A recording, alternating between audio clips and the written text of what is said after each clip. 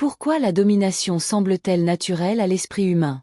La domination est souvent perçue comme une réalité naturelle, presque inévitable, ancrée dans notre biologie et notre psychologie. Cette perception repose sur des arguments qui lient la compétition et les comportements de prédation à des dynamiques évolutives. Cependant, ces narrations peuvent être déconstruites en examinant les normes culturelles et les structures sociales qui soutiennent la domination, permettant ainsi de repenser ces récits pour envisager des alternatives qui favorisent la solidarité plutôt que la rivalité. Biologie et psychologie de la domination. La tendance à voir la domination comme naturelle peut être liée aux interprétations biologiques du comportement humain. Des philosophes tels que René Girard soulignent que des comportements de violence et de rivalité sont enracinés dans la nature humaine. Girard avance que le désir mimétique conduit à la compétition et au conflit, faisant de la rivalité une part intégrante des relations humaines. Il déclare dans la violence et le sacré *. La violence est ainsi l'effet d'un désir inextinguible qui ne connaît rien d'autre que la rivalité. Cette vision dépeint les interactions humaines comme dominées par une lutte inconsciente pour établir sa propre position au détriment des autres.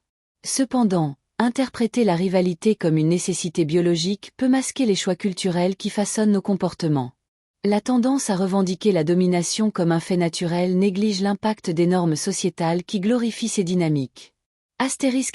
Michel Foucault avec son analyse du pouvoir, offre un cadre critique pour examiner comment les institutions et les discours influencent notre compréhension de la domination.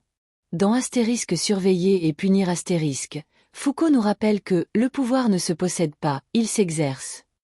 En cela, il remet en question l'idée que la domination soit un état naturel et souligne qu'elle est plutôt une construction sociale qui peut être contestée et redéfinie. Récit culturel et environnement social. Les normes culturelles jouent un rôle prépondérant dans la perception de la domination comme étant inévitable. Par exemple, dans de nombreuses cultures, l'ambition individuelle et le succès matériel sont souvent encouragés, créant un environnement propice à la compétition. Henri Laborie dans la colombe aborde cette idée en expliquant comment la société moderne incite à la rivalité par des mécanismes d'angoisse et de conformisme. Il soutient que la véritable liberté ne peut exister que lorsque nous prenons conscience des conditionnements induits par notre culture. Cette prise de conscience est essentielle pour déconstruire les récits qui posent la domination comme victorieuse, et une sorte de fatalisme culturel. Dans cette optique, il est crucial de redéfinir les valeurs qui gouvernent nos sociétés.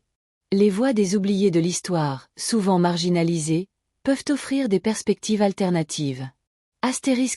Howard Zinn rappelle que l'histoire est faite par ceux qui se battent pour la liberté.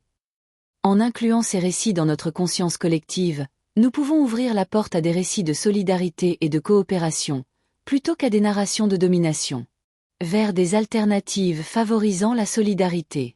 Pour repenser ces récits et envisager des alternatives qui favorisent la solidarité, il est essentiel d'encourager des modèles de coopération basés sur l'empathie et l'interconnexion. Cela peut passer par des initiatives communautaires qui mettent l'accent sur la collaboration plutôt que sur la compétition. Par exemple, les projets de jardinage communautaire ou les coopératives permettent aux individus de travailler ensemble vers un objectif commun, cultivant ainsi un sentiment d'appartenance et d'investissement collectif. L'idée que « l'union fait la force » se transforme en une réalité où la domination n'est plus perçue comme inévitable, mais comme un choix que nous pouvons remettre en question et transformer. En soutenant l'organisation de structures communautaires démocratiques et participatives, nous pouvons favoriser des dynamiques de solidarité, comme le prône Cornel West avec sa vision de la justice sociale axée sur l'engagement collectif. La liberté est indissociable de la lutte pour la justice. Ainsi, repenser la domination comme une construction sociale plutôt que comme une fatalité naturelle offre des perspectives prometteuses pour l'avenir. En déconstruisant les narrations qui soutiennent la rivalité et en embrassant des valeurs de coopération, d'inclusion et de solidarité, nous pouvons commencer à bouger vers une société plus juste, où chacun a un rôle à jouer dans la création d'un monde meilleur.